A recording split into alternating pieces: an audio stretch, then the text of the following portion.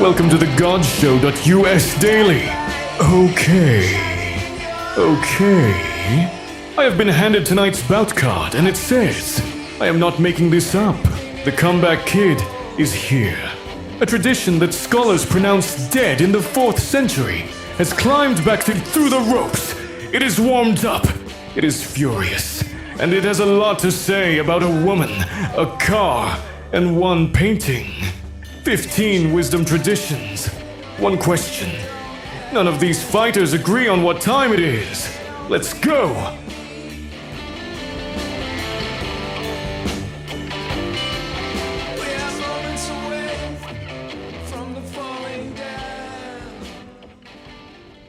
The godshow.us is a free daily multilingual project where one question gets answered by 15 wisdom traditions.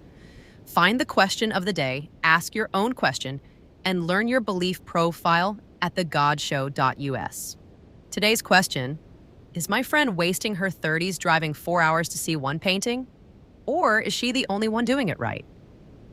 Two people could ask this and want opposite things. Person one is sitting in the school pickup line, watching other parents scroll, feeling vaguely guilty about a weekend she spent doing almost nothing useful. And she needs someone to tell her friend is fine, which means she is fine. Person two is in that same line, quietly proud of her calendar, and needs the traditions to confirm that her friend is, lovingly, a little unhinged. Is she wasting her 30s? Or is she the only one doing it right? Cynicism goes first for me, and I did not see that coming. This is the tradition that gave us Diogenes living in a jar, telling Alexander the Great to move out of his sunlight. It got written off as a stunt, but it comes back tonight with something genuinely sharp. The people calling your friend foolish are spending those same 4 hours earning salaries they will die before enjoying. Cynicism says she needs nothing from the people who pity her, and that freedom, not the painting, not the drive, is the whole point. Whole. That's a good line, but cynicism is doing something sneaky. It makes her look free by making everyone else look enslaved. That's not an argument for the drive. It's just a really satisfying insult. Stoicism gets at something harder. She governed the decision. Eyes open, aware of the cost, she closed the car door. That act belongs entirely to her. The couch people surrendered even that. The distinction isn't freedom versus slavery, it's agency versus drift. Buddhism and Vedanta land differently from each other on this, which matters. Buddhism tells you about a monk who walked 2 days to ask one question, and on the walk home, the question just dissolved. Not answered, just gone. And he noticed his feet and the light through the cedars at an angle that would never repeat. The value wasn't the answer. The value was the specific texture of that walk. Vedanta flips it entirely. It says, look closer at who's standing in front of the canvas. The witness isn't the woman who drove, isn't the mind counting whether it was worth it. The wave asks if it's spending itself correctly. The ocean doesn't spend. Those two traditions are doing opposite things with the self.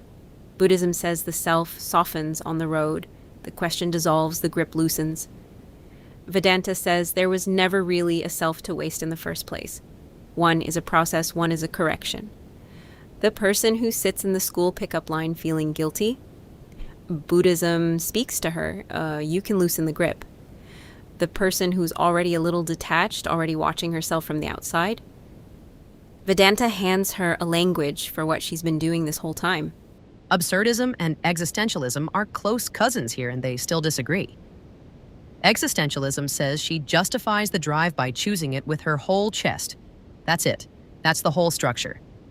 No cosmic ledger, no quiet voice confirming it counted. She decides it counted, and the terror of that is not a bug. Absurdism goes one colder. The universe will never ratify this.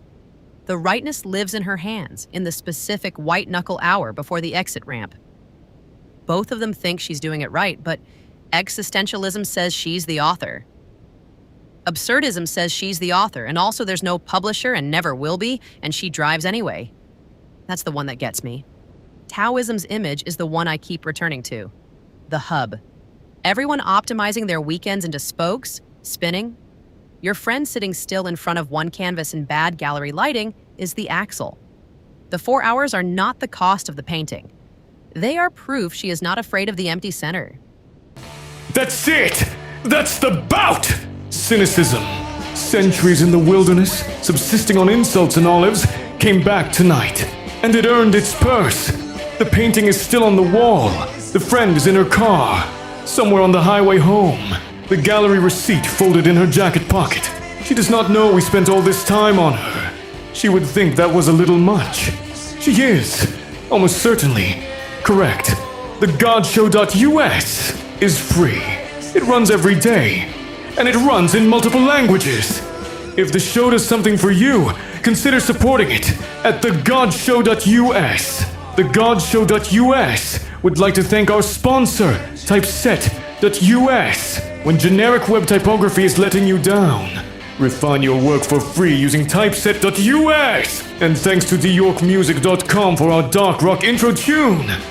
4 hours, 1 painting, 0 apologies. See you tomorrow for our take on the God Show's question of the day.